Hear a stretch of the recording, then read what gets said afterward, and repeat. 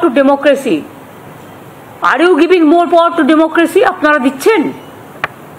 আপনাদের ভাষা, আপনাদের কথা, রোজ সংবিধান বদলাচ্ছেন আর নিজেদের পরিকল্পিত নকল একটা ধর্ম মানুষের উপর চাপিয়ে দিয়ে আপনারা আপনাদের নিজেদের एजेंडा आप लोगों का अपना एजेंडा लोगों का ऊपर आप दे रहा है।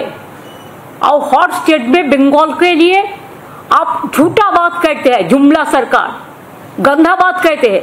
বললেন এই আস্পর্ধা মমতা বন্দ্যোপাধ্যায় দেখালেন কি করে?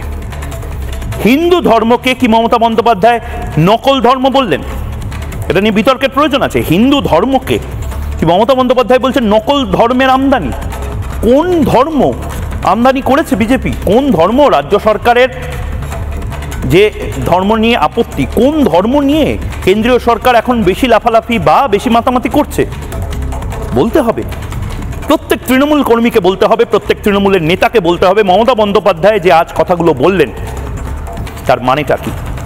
এর জবাব বাংলা চায়, এর জবাব চায় বাংলা।